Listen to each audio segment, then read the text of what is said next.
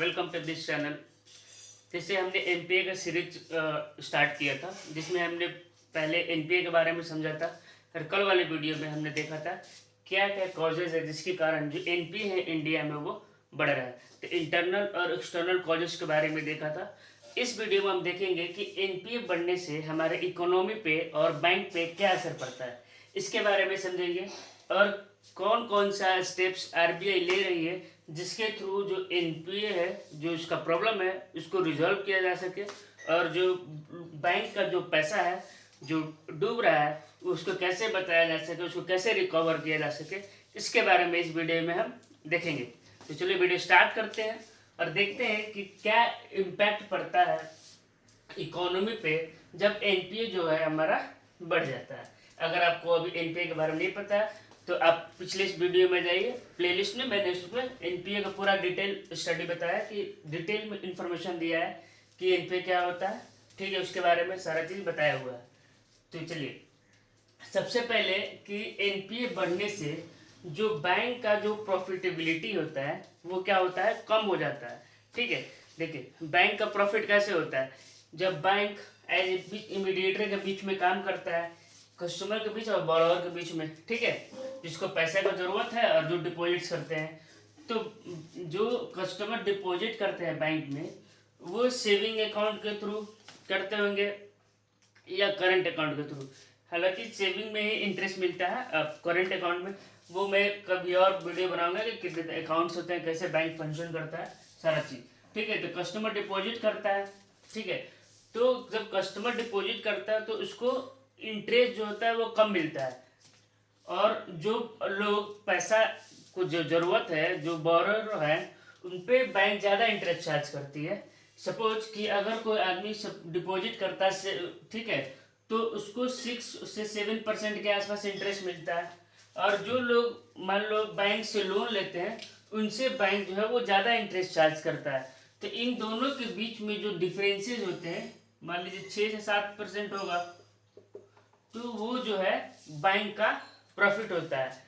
तो क्या हुआ कि एनपीए बढ़ जाने के कारण बैंक को ना प्रिंसिपल अमाउंट मिल रहा था और ना ही इंटरेस्ट मिल रहा था। तो बैंक को जो ज़्यादा लेंड करना था, जो बैंक का जो पैसा था वो क्या हुआ, घट गया, ब्लॉक हो गया, पैसा मिल ही नहीं रहा है। तो अब बैंक का जो लोन देने का था वो भी घट जाएगा। ठीक है, और दूसरा चीज़, बैंक जो है थोड़ा सा सिक्योर हो, थोड़ा सा अलॉट हो जाएगा और वो लोन कम देगा क्योंकि इसका एनपीए बढ़ने लगा है। तो एनपीए बढ़ने लगा है, ठीक है, तो बैंक का जो रिस्क है वो भी बढ़ने लगा, तो जिसके कारण बैंक जो है वो कम पैसा दे रहा था, लेंड कर रहा था, ठीक है, जिसके कारण उसका जो प्रॉफिटेबिलिटी है वो घट गया एनपीए बढ़ने के कारण। ठीक है, दूसरा देखते हैं कि बैंक का जो ये, आप इसको अच्छे तरीके से समझिएगा। ठीक है, देखिए क्या होता है कि बैंक जो है, कोई भी हम फ्यूचर के अनसर्टेनिटी को मीट करने के लिए हम लोग क्या करते हैं, कुछ कुछ प्रोविजंस बनाते हैं, कुछ पैसे को एक्यूमुलेट करके उस स्पेसिफिक फंड के लिए रख देते हैं। ठीक है, जैसे कि सपोज बहुत सारे घर में ऐसा होता है कि किसी का शादी करना है तो मैरिज के लिए एक अलग से पैसा फंड बना के हम लोग रख देते हैं। ठीक है, कोई फ्यूचर अनसर्टेनिटी आ गया, किसी का मतलब कुछ भी चीज़ जो हम फ्यूचर में प्लान कर रहे हैं उसके अकॉर्डिंग हम कुछ पैसे को रख देते हैं। ठीक है, तो इसी तरह से जो आरबीआई है वो जो भी कमर्शियल बैंक को जो पैसा दे रहे हैं, लोन दे रहे हैं, और जिनका एनपीए ज़्यादा हो गया है तो उनको सीएआरसी मेंटेन करने के लिए, सीआरसी मेंटेन करने के लिए बोलता है, सीआरएआर। ठीक है, सीआरएआर क्या होता है, देखिए सीआरएआर का मतलब होता है कैश रिजर्व एडिक्वेसी रेशियो। ठीक है, इसका मतलब क्या होता है कि देखिए जैसे कि मैंने आपको बताया है कि रिवर्स जो कैश रिजर्व रेशियो होता है, सीआरआर होता है, एसएलआर होता है। तो सीआरआर क्या होता है कि हमारा सब कमर्शियल बैंक को कुछ पैसा आरबीआई के पास रखना पड़ता है, वो सीआरआर होता है जो मान लो 4% है। अभी एसएलआर क्या होता है, किस मतलब हर कमर्शियल बैंक को अपने कुछ डिपॉजिट्स का कुछ हिस्सा अपने पास रखना पड़ता है, वो उसको यूज नहीं कर सकते हैं, तो उसको हम लोग एसएलआर बोलते हैं। आप अगर इसके बारे में नहीं जानते हैं तो आप जाके मनी एंड बैंकिंग में जो प्लेलिस्ट है वहाँ पे जाकर देख सकते हैं। ठीक है, तो मान लो 1,000 रुपये को डिपॉजिट किया, उसमें 40 रुपया जो है वो आरबीआई का पैसा लगे, 180 रुपया जो है वो कहाँ बैंक अपने पास रखे, तो 220 रुपया होगा टोटल। ठीक है। अब CRAR से क्या होता है कि जब एनपीए बढ़ा रहता है बैंक का, तो जो आरबीआई ये बोलता है कि कुछ पैसा अपना जो है वो रिजर्व बना के रखो, ताकि एनपीए का जो रिस्क है वो कवर करने के लिए। ठीक है। अगर मान लो बैंक गवर्नमेंट को देता है, लोन देता है, वो तो रिस्की नहीं है, बिल्कुल भी रिस्क फ्री है, क्योंकि जो गवर्नमेंट है वो रिटर्न तो करेगा ही। लेकिन अगर ऐसे जगह पे देता है जहाँ पे हाई रिस्क हो और चाहे लो, हाई रिस्क हो और लो हो, जैसा भी हो रिस्क, उसको कवर करने के लिए बैंक जो क्या करता है, आरबीआई कमर्शियल बैंक को CRAR मेंटेन करने के लिए बोलता है। CRAR का मतलब होता है कैश रिजर्व एडिक्वेसी रेशियो। ठीक है। तो जिसके थ्रू जो अब यहाँ से क्या होगा, 140 रुपया और निकल जाएगा कमर्शियल बैंक का। ठीक है। अब बचे कितना, 360 रुपीज तो बैंक कर ही नहीं सकता, लेंडिंग कर ही नहीं सकता। अब 1,000 में 360 चला जाएगा तो वो कितना जाएगा, 640। जहाँ पे बैंक पहले 720 रुपये के 780 रुपये के आसपास लेन करता था, अब वहाँ पे 640 रुपये ही करेगा एनपीए बढ़ने के कारण, जिसके थ्रू जो बैंक का जो लेंडिंग जो कैपेसिटी है वो भी डिक्रीज हो जाएगा पहले से। ठीक है। होप कि आपको समझ में आ गया होगा। देखिए CRAR मैंने लिखा हुआ है, maintain a fix assets in the form of cash reserve adequacy ratio. ठीक है। होप कि आपको ये समझ में आ गया होगा। अब तीसरा देखते हैं, लिक्विडिटी प्रॉब्लम पोजीशन। ठीक है। लिक्विडिटी का प्रॉब्लम या पोजीशन के बारे में समझते हैं कि एनपीए बढ़ने के कारण लिक्विडिटी पे क्या इम्पैक्ट पड़ता है, कि जो लिक्विडिटी है वो कम हो जाता है। अब बैंक के पास पैसा कम हो जाता है, पैसा कम होगा तो इकोनॉमी में सर्कुलेशन जो होगा मनी का वो भी कम हो जाएगा। तो क्या होगा, बैंक जो भी किसी देश का इकोनॉमी कैसे चलता है, बैंक बहुत इंपॉर्टेंट रोल प्ले करता है। जो भी जरूरत है, जो लोगों को जरूरत है पैसे का, उनको फंड देता है। अगर बैंक वहाँ पे फंड नहीं दे पाएगा तो क्या होगा, प्रोडक्शन हमारा डिक्रीज होने लगेगा। प्रोडक्शन डिक्रीज होगा तो एम्प्लॉयमेंट भी है वो डिक्रीज होने लगेगा, लोगों की नौकरी चली जाएगी। ठीक है। अगर नौकरी चली जाएगी तो हमारा इनकम भी डिक्रीज होने लगेगा। अब नौकरी रहेगी नहीं तो आदमी कैसे कमाएगा, इनकम डिक्रीज होगा, और हम अपने इनकम का ही तो कुछ पैसा जो है एक्सपेंडिचर करते हैं, खर्च करते हैं, तो हमारा जो डिमांड भी है वो भी डिक्रीज होने लगेगा। अब आपको पता ही है कि डिमांड और सप्लाई दोनों एक इंटर रिलेटेड है, जितना डिमांड होता है उतना ही सप्लाई होता है। तो डिमांड घटेगा तो सप्लाई भी घटेगा, जिसके कारण इकोनॉमी रिसेशन आने लगेगा, इकोनॉमी डाउन होने लगेगी। तो इसी के कारण लिक्विडिटी पे भी इम्पैक्ट पड़ता है अगर एनपीए बैंक का जो है बढ़ गया तो। ठीक है। होप कि आपको ये समझ में आया होगा। चलिए अब देखते हैं कौन कौन सा मेजर्स है, कौन कौन से स्टेप्स आरबीआई ने लिया हुआ है जिसके थ्रू एनपीए को कंट्रोल किया जा सके। ठीक है। पहला देखते हैं 5:5/25 रूल या 5:25 रूल्स।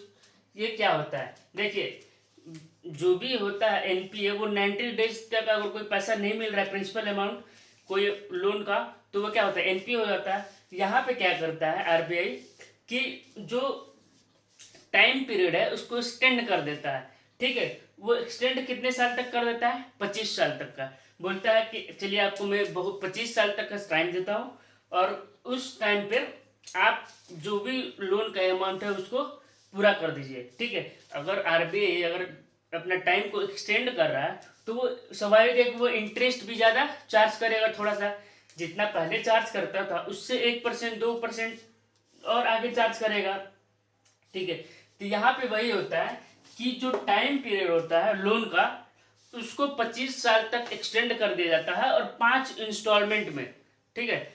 5 इंस्टॉलमेंट मतलब हर एक 5 साल पे आपको पेमेंट करते रहना है, 5 या 6 साल पे। ठीक है।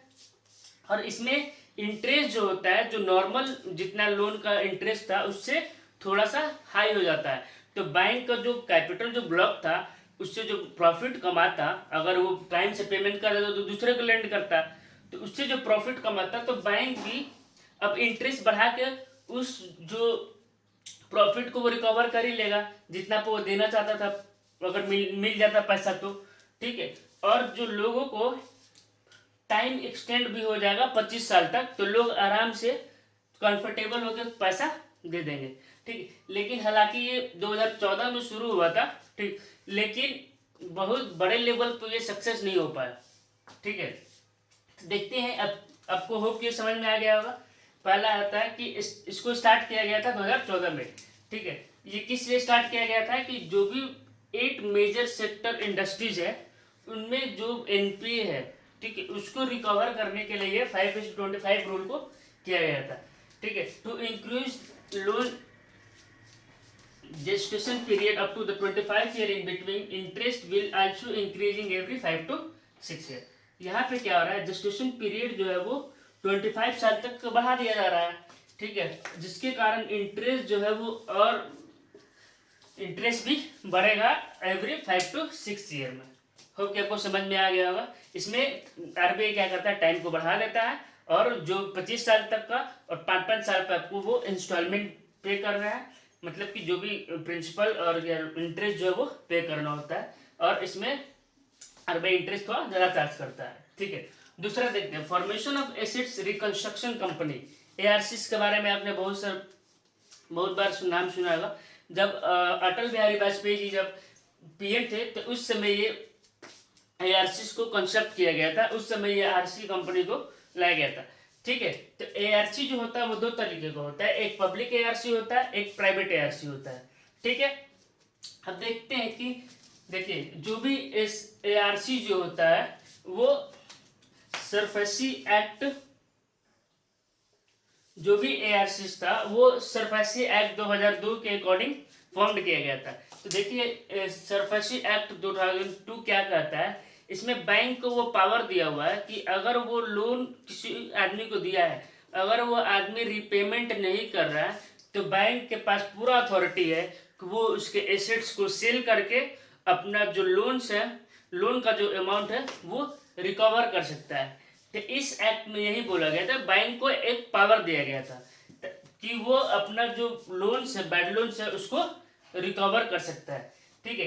यही जो है एआरसी जो है, ठीक है, वो बाद में आपको, आप अगर न्यूज़पेपर पढ़ते हैं तो आप बैड बैंक के नाम से जानते होंगे कि ये जो बैड बैंक के नाम से जाना जाता है अभी 2019 से, ठीक है। ये मेनली करता क्या है कि जो भी बैंक का एनपीए है, ठीक है, मान लो कोई पैसा लेके भाग गया, तो बैंक क्या करता है कि वो खुद उस पैसे को रिकवरी में इन्वॉल्व ना होके इन कंपनी को दे देता है, ठीक है, कि आप पैसा को कलेक्ट करें, और उसके बदले में वो इनको फी देता है, ठीक है। ये बहुत ही एक्सपर्ट ग्रुप होते हैं, एक्सपर्ट लोगों के ग्रुप होते हैं जो पैसा को रिकवर करते हैं। अब क्या करता है कि जो कंपनी होता है वो बैंक को इमीडिएट पैसा दे देता है। सपोज कि किसी के 500 करोड़ रुपए का एनपीए, तो जो एआरसी है वो बैंक को 500 करोड़ रुपए दे देगा इमीडिएटली, ठीक है। और जो लोग लोन लेके भागे हैं उनका जो अकाउंट है वो एआरसी के पास चला जाएगा। अब एआरसी उनके पूरे एसेट्स को अच्छे तरीके से डिटेल स्टडीज करेगा, देखेगा, पहले से वो स्टडी करते रहते हैं, ठीक है, उसके बाद ही लेते हैं, वो टेक ओवर करते हैं। वो अच्छे तरीके से देखेगा और कहाँ कहाँ की पैसा जो है उस आदमी से रिकवर किया जा सके, ठीक है। तो it is form under the SARFAESI act 2002। This act allow bank and the other financial institution to auction residential और कमर्शियल प्रॉपर्टी टू रिकवर, ठीक है। ये क्या करता है, कमर्शियल बैंक को अलाउ करता है या फिर और फाइनेंशियल इंस्टीट्यूशन को कि वो प्रॉपर्टी को कैप्चर कर ले और उसका ऑक्शन करे और ज़्यादा से ज़्यादा उससे जो लोन का रिकवरी कर पाए, ठीक है। एआरसी जो होता है वो क्या करता है, लोन्स को बैंक से खरीद लेता, मैंने आपको जैसे समझा दिया है, ठीक है। अब देखते हैं स्ट्रैटेजिक डेप्ट रिकंस्ट्रक्टिंग, ठीक है। तो ये जो है देखिए 2015 में इसको सरकार गवर्नमेंट के द्वारा स्टार्ट किया गया था, स्ट्रैटेजिक डेप्ट रिकंस्ट्रक्शन एसडीआर। इसके अंदर क्या होता है कि जो बैंक अपने लोन को रिकवर करने के लिए वो क्या करता है कि जो कंपनी का जो इक्विटी शेयर है, equity shares are those who are the real owner of the company, तो वो क्या करता है कि वो उनके इक्विटी शेयर्स का 51% अपने पास रख लेता है। 51% रखिए मतलब ऑनरशिप उस कंपनी का अपने पास ले लेता है और उस इक्विटी शेयर्स को वो सेल करता है, बिड करता है और ज़्यादा से ज़्यादा अमाउंट लेकर वो अपने लोन को रिकवर कर लेता है बैंक। ठीक है, यहाँ पे बैंक डायरेक्टली इन्वॉल्व होता है। ठीक है, ये याद रखिएगा क्योंकि आगे आगे जो आएगा S4 है, इसमें थोड़ा सा कंफ्यूज हो जाएगा। यहाँ पे बैंक डायरेक्टली इन्वॉल्व रहता है और वो किसी भी कंपनी के 51% इक्विटी शेयर्स को अपने पास रखता है, ऑनरशिप मतलब अपने पास रखता है और इक्विटी शेयर्स को सेल करके अपनी जो बैंक का जो लोन है वो रिकवर करता है। ठीक है, तो स्ट्रेटेजिक डेट रिकंस्ट्रक्टिंग 2015 बैंक जो है वो 51% इक्विटी ऑनर को अपने पास रखता है और सेल करता है, उसको बिडर ऑक्शन करता है और बिड करता है और कि ज़्यादा प्राइस पे बिके और उसका जो लोन से बैलेंस हो वो रिकवर हो जाए।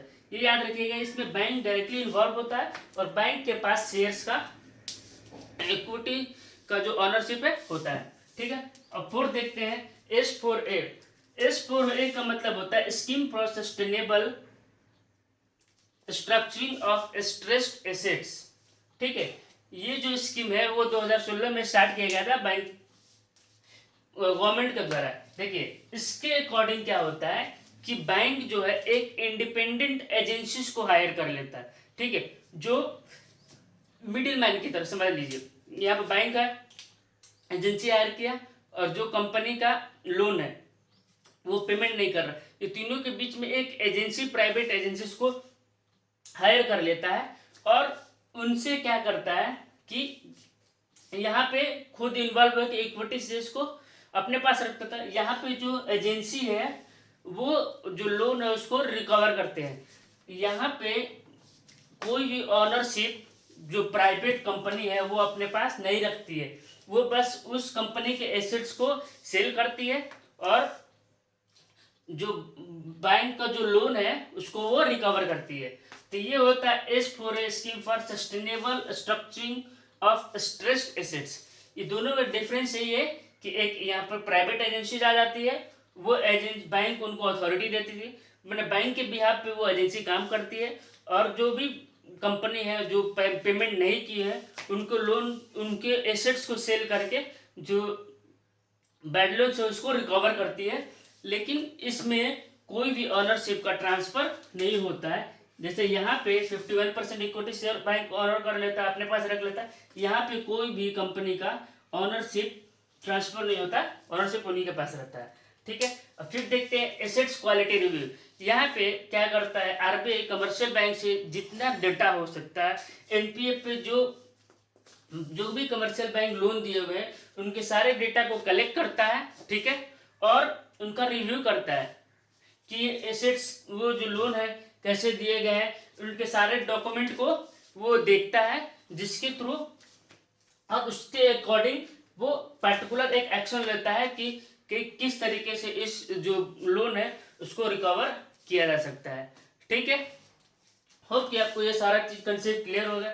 अगर आप इसको 1 से 2 बार देखिएगा तो ये बहुत ही आपको जो कॉम्पिटिटिव एग्जाम्स है उसमें भी काम आएगा, बैंकिंग में भी काम आएगा।